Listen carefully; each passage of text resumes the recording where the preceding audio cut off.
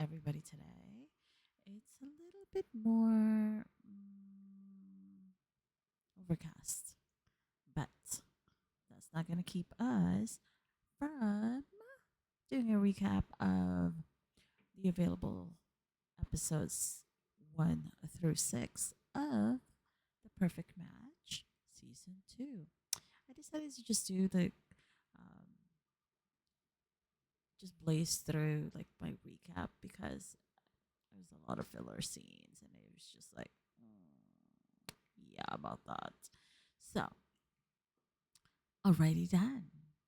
Let's catch up on these hottie bombardis as we recap and add our snarky comments, on these over, well, not over, but self self proclaimed baddies as they continue to navigate the reality TV fame and maybe even find lasting love along the way. Now, shall we? And before I forget, darlings, thank you again for subscribing to my itty bitty boutique channel.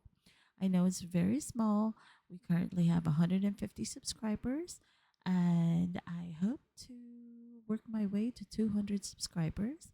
So if you haven't already subscribed and are considering it, please click that subscribe button and the like button. And also, don't be shy to share your comments and, give me input on what I should improve on and share your thoughts. Anywho, let's get right on it, okay? So, for the uninitiated, the gist of the show is to combine some of these infamous reality show contestants together in an attempt to pair them up and hopefully find love. Well, except maybe for Harry Josie because, ooh, we already know that he is proud, that he's like literally proud that he broke up Perfect Match season 1 winning couple Georgia and Dom because he cheated with Georgia. Like, wow, sir, it is not a trophy. It is not an award. Seriously, you might want to keep that to yourself. But the ego on this guy, yup. But then again, this is a deeply unserious show. I mean, let's be honest. It's a bunch of cloud chasers. Point blank, period. Look, you're entitled to your opinion on it. That is mine. But if you want to share yours, do drop them in the comments. I also found the episodes to have, again, like I said, too many filler scenes. So I figured, you know what? I don't want to. There's like really no need to like extend it. So we'll just do a quick recap from episode 1 through 6 to all of the important bullet points leading up to like episode 7, or at least that's how I feel anyway. So I think from episode 1, I think the mood was set for this entire season by that quip by Harry Josie that he didn't watch the first season of Perfect Match because he had not one, not two, but three of his exes were on that season. Like, sir, damn, you really get around to these reality TV women, don't you? Of course, when we hear Nick Lachey insist this show is all for the name of love, we know that to be otherwise. But he has to say it. I mean, hello, it's a script. And he gets paid to say that. And it's all about the mess and the drama and the shenanigans and the hot bods, of course. And no, it's not true for every single contestant. For example, Tolu, that um, she's looking for clout. She is here looking to actually find love, as our dark chocolate beauty is a serial monogamist from Texas. I think she is truly way too mature for these clowns, though. Sorry, contestants. So now we have Steven, another contestant who says he's usually mistaken for famous people like Pete Davidson. I personally don't see it, but hey, look, you do you. Or Machine Gun Kelly, who is Megan Fox's current boyfriend. You know what? I can sort of see the resemblance, but nah, not really. Ooh, Wait a minute. That statement just brought me back to like Love is Blind season 6. You know, the Megan, not the Fox. What was her name again? But anyway, I forget. But she was the one who claimed more than a few times that she looks like Megan Fox. And anywho, moving on because yeah, I'm starting to get irritated with that. Like, just trying to recall those scenes in that show. So we have Brighton, who loves speaking of himself in the third person. Dude is a douche through and through. Who actually, oddly enough, pairs up with Dominique, who is another odd individual who gets turned on by arguments. Um, she does say she has a therapist currently. So, girl, I think it's not having a therapist that's the issue. I think it's needing a new one. She is also loudly and proudly bisexual, so let's see who she ends up matching with. Kaz. Whew, Kaz. Kaz is like going to give Harry a run for his money, it seems like, because he says he's got a trip advisor review about his sexual prowess. Wow, sir. Again, definitely going to give Harry a run for his money, I think. Micah, we already know who Micah is from Love is Blind season 5. And I can't. I just can't with her slouching. This damn slouching is just so unattractive. Seriously. I mean, I don't even know if she realizes it. But she's clearly trying to rebrand her villain era, though, because why else would you be here? She does gas herself up by claiming it's going to be a hot Micah summer. So, okay, girl, confidence. All right, then. And then there's Izzy. Who just couldn't look any more out of his depths than like he already does. He's like that old uncle who's trying to hold on to his 20s by hitting the gym and polishing his game. But yeah, he's definitely going to need pointers from Harry or Kaz or both if he wants to stay in the game. We also have Elise from Too Hot to Handle, who says she's initially walled up with, new people, but says she is also crazy fun, or she's crazy in a fun way once you get to know her. Um, Last but not least, we have Santi, who admittedly always goes for the bad boys. Well, girl, you got a room full of those lads in this episode. Now go ham. So those are our first 10 contestants from episode 1. Because it's a round table and they always need to be matched up to stay in the villa. We've already mentioned Dominic and Brighton matching up, who are oddly combative in their flirting style. They made sure to take their arguments to the room, or is it called suite? And it's all about yoga or Pilates. Like, what the hell? Anyway, Harry ends up matching with Elise, which does make sense because she wasn't one to actually prejudge him on his conquests. Now for Izzy, he was continuing this like awkward streak by pursuing Micah, who clearly was not interested. She thought he was creepy. Like damn.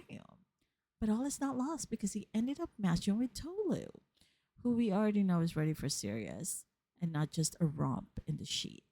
She's way too mature, I'm telling you guys. Now, Santi and Steven, they were like clearly getting the tingles for each other. But then Santi was like, I want to break past my bad boy, you know, dating era. So she instead matched with Cass, who actually had eyes on Micah. At least, again, everyone stayed on the villa, the first 10 contestants, for the night. So now, the very next day, they have a challenge. This one involves thrusting. Yep. You gotta move a platform hanging over the water to move it to the finish line to win the challenge. You get a date at the end of the challenge, and you also get to go to the boardroom to select, people to uncouple with or people you think would be best couple with who are already in the villa or contestants who are not yet in the villa. So with this one, people were just like confused on how to make the damn platform move until that is. Harry manages to figure it out and wins the challenge with Elise. Of course, this challenge brings another argument between Brighton and who Dominic, who has an engineering degree, has had enough with Brighton. I mean, dude cannot filter his condescension at any time. Like, good grief, sir. Tone it down.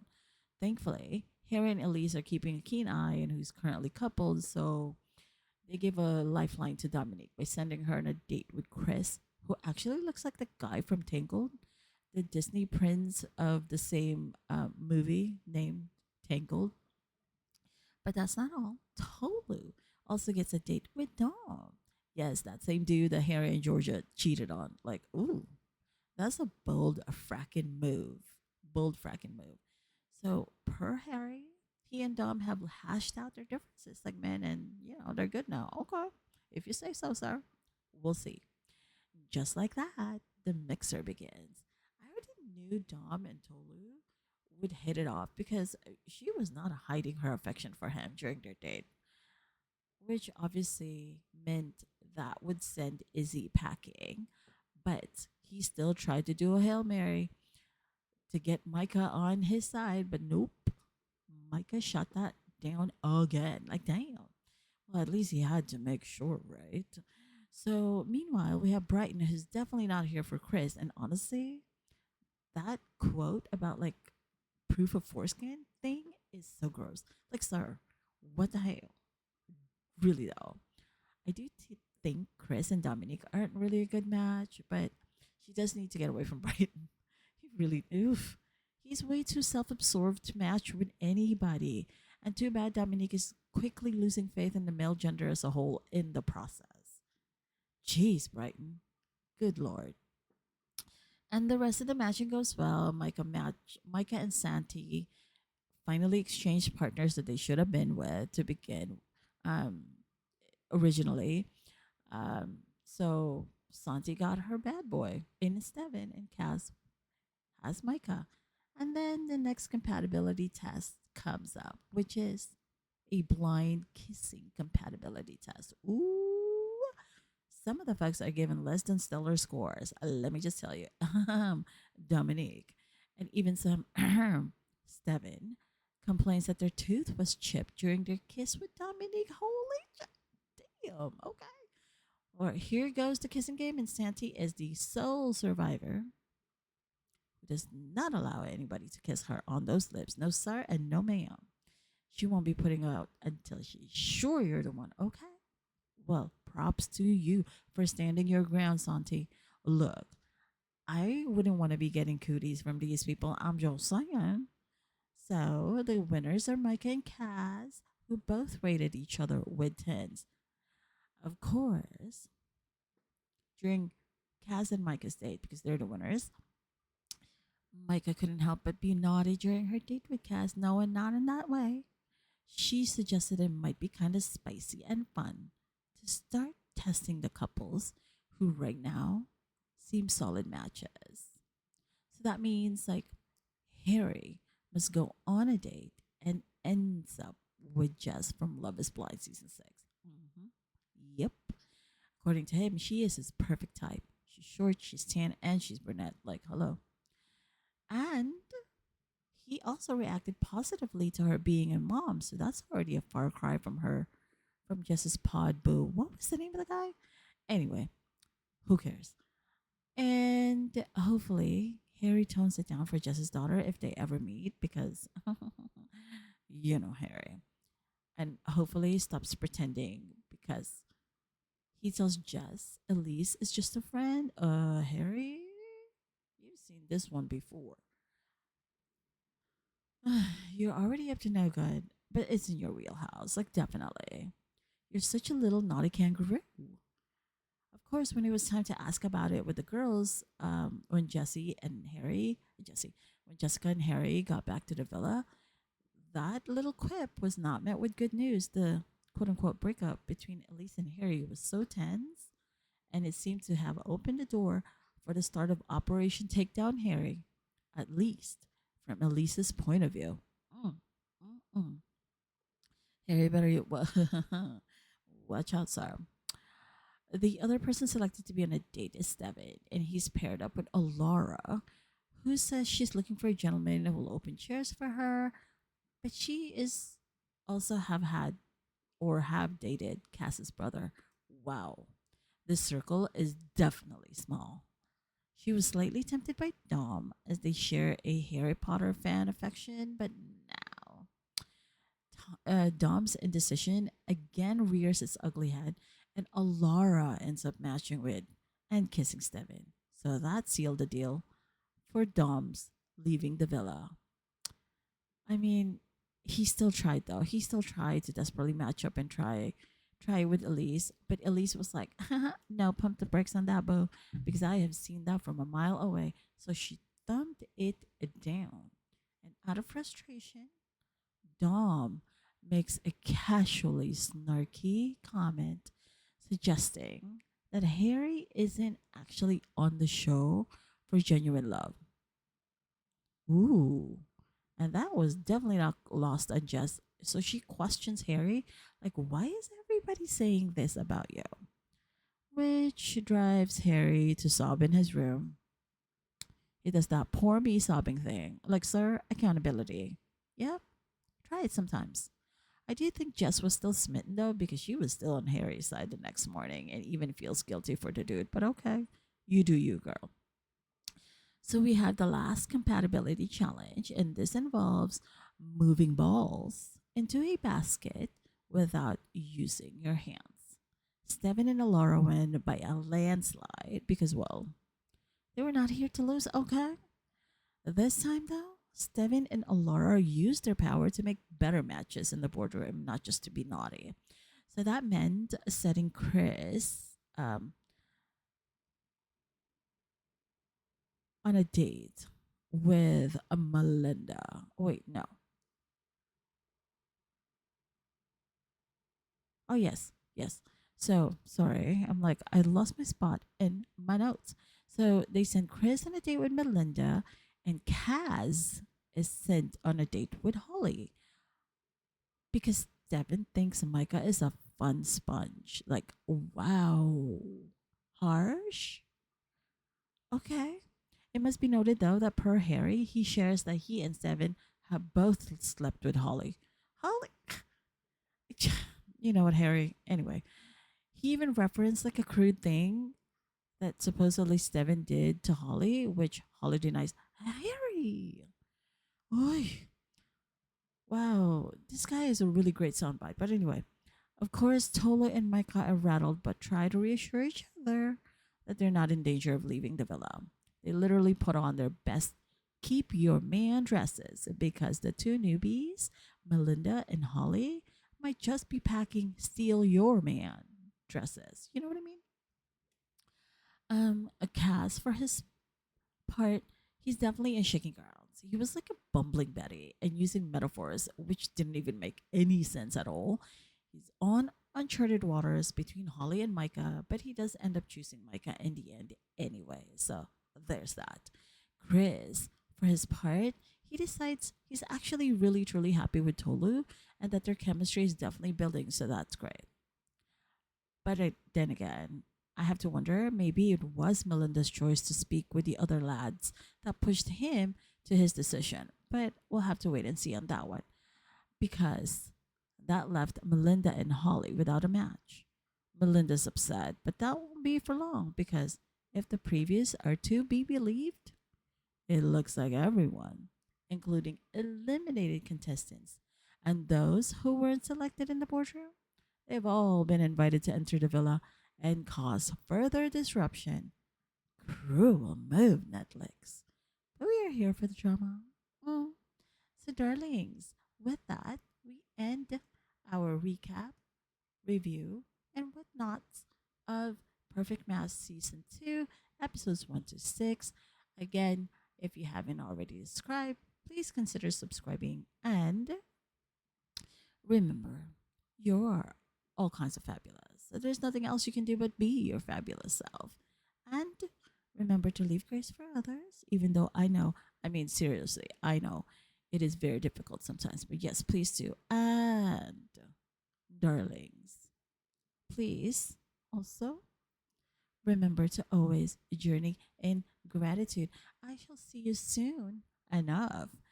So stay fabulous until then. To live for now. Bye.